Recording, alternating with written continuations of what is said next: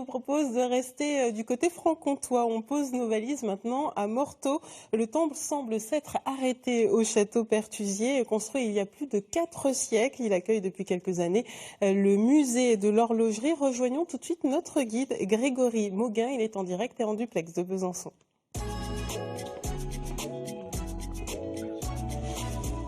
Bonjour et bienvenue. Alors je le disais, le château Pertusier, du nom de ses derniers propriétaires, est l'un des rares témoins de l'architecture Renaissance dans le Haut-Doubs. Pour connaître un peu mieux son histoire, je vous propose de regarder ce reportage et puis après on va en parler. C'est une demeure à part qui semble en permanence lutter contre le temps, mais aussi l'indifférence des hommes. Et pourtant, malgré une vue directe sur les panneaux publicitaires comme sur l'incessant trafic frontalier, le château Pertusier, qui porte le nom de ses derniers propriétaires, conserve curieusement une vraie part de mystère. Vous avez à chaque fois un homme, une femme, en pied de colonne. Il y a des traces de balles. Alors là, vous avez tous les éclats. Quand le duc de Saxe-Weimar, en 1639, est venu s'installer dans le Haut-Doubs, et il y a eu une bagarre monstre ici au pont, où il y a eu à peu près 700 victimes.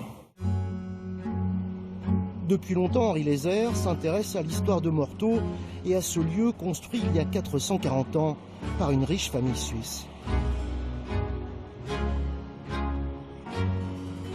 Morteau, déjà, c'était une seigneurie ecclésiastique.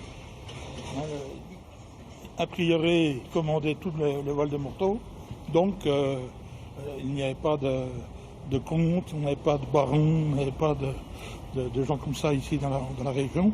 Et c'est vrai que ce château a toujours été la propriété de riches marchands, de riches possédants, mais qui n'avaient pas de quartier de noblesse. Bon ben bonjour, hein. Bonjour. Donc bienvenue au musée, c'est sympa de venir nous voir.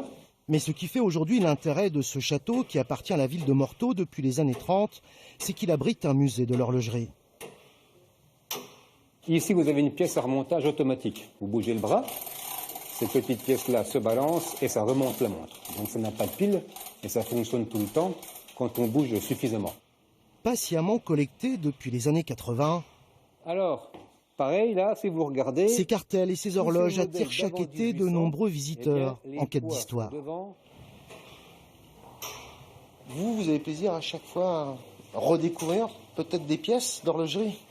À découvrir et aussi à entendre les explications. Voilà, la façon dont on montait les montres, les choses comme ça. C'est sympathique. Je trouve que c'est une belle collection, mine de rien, et visite agréable. Donc, non, bien. Pour les responsables du musée, le château, qui a aussi survécu aux incendies, reste un endroit vraiment surprenant. Une fois, il y a eu des visiteurs, c'était des descendants des Pertusiers, mais ils ne savaient même pas trop l'histoire de leur famille. Apparemment, je crois qu'ils étaient au Brésil. Mais autrement, non. Et c'est un peu le problème de ces maisons, parce qu'on ne sait pas l'histoire des aménagements qu'il y a eu à l'intérieur.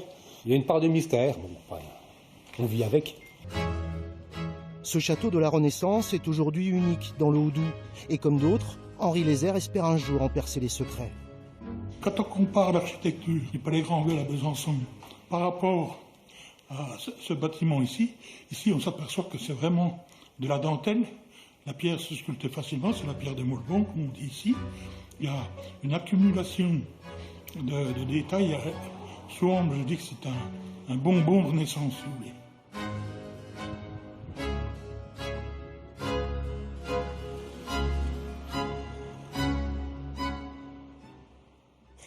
Dans cet écran, on a vu on a pu apercevoir différentes pièces d'horlogerie. Est-ce que vous en avez beaucoup? Oui, on a beaucoup de choses. Et puis, c'est une collection qui est très, très variée. Donc, je pense qu'on n'a pas loin de 2000 objets, avec de la mécanique et puis des montres anciennes. Et quand vous dites que c'est très varié, c'est-à-dire? On va de l'outil utilisé par l'horloger pour fabriquer les composants, et puis on va jusqu'aux horloges de différentes époques, Louis XIV, Louis XV, Régence, des horloges astronomiques, et puis des comptoises, bien sûr. Est-ce qu'il y a des pièces uniques? Il y a des pièces uniques, oui. Il y a notamment l'horloge astronomique réalisée par un paysan horloger de la région de Mout. Donc c'est vraiment la pièce maîtresse du musée et qu'on est fier de présenter à des gens, des visiteurs de quasiment du monde entier.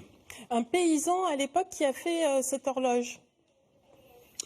Et oui, et c'est ce qui impressionne beaucoup les visiteurs, c'est que quelqu'un qui n'avait pas un très très haut niveau d'études a fabriqué une pièce astronomique avec une aiguille qui a fait un tour en un siècle. Donc voilà, quand on compare par rapport aux pièces astronomiques de Strasbourg, de Besançon, de Beauvais, faites par des maîtres horlogers, donc là, notre paysan a fait un très très beau chef-d'œuvre. C'est une façon finalement de se rendre compte de la précision des maîtres horlogers de l'époque. Ah bah oui, on se rend compte que les horlogers du XVIIe, XVIIIe siècle ont inventé des principes qui sont encore utilisés actuellement, qu'on améliore énormément, mais les principes restent souvent les mêmes. Donc c'est ce qui surprend beaucoup les visiteurs, c'est l'aspect technique et puis esthétique qui est toujours remarquable. Quand vous parlez d'esthétisme, il y a également ces lieux, cet écrin dans lequel se trouve le musée. Est-ce qu'il y a des pièces particulières qui donnent une ambiance ? Ben, je dirais que tout le bâtiment donne une ambiance particulière. Dans le musée, on a cette salle d'exposition, au rez-de-chaussée, où là, c'est plutôt une ambiance pierre, un peu plus sombre. Et puis à l'étage, on a des grandes fenêtres, des boiseries, donc on a une autre ambiance peu lumineuse. Depuis 30 ans, ces 30 dernières années, vous ne cessez d'enrichir votre collection. Avez-vous récemment acquis de nouvelles pièces ? Oui, écoutez, je vais chercher 2 pièces mardi prochain à Pontarlier. Il y a un monsieur qui nous donne 2 horloges. Donc voilà, c'est des belles pièces avec techniquement impeccables et puis qui vont bien compléter un petit peu les collections du musée. Donc je dirais que musée ne rime pas forcément avec figé, on complète régulièrement les collections. Et vous réussissez à connaître un peu l'histoire de presque toutes ces pièces ? Ah bah ça c'est le problème, c'est qu'on ne sait pas forcément l'histoire de chaque pièce, ça ce qui est dommage, parce que derrière chaque objet il y a une histoire. Mais par exemple, la personne qui donne ces 2 horloges la semaine prochaine, je lui ai demandé de rédiger un petit article sur ces pièces de famille, donc c'est intéressant de savoir ça. Et puis après, une fois on avait acheté une montre et puis on a découvert à l'intérieur un petit bout de papier avec l'histoire de cette montre, donc c'est toujours émouvant de retrouver ça. Merci. Mais c'est rare, malheureusement.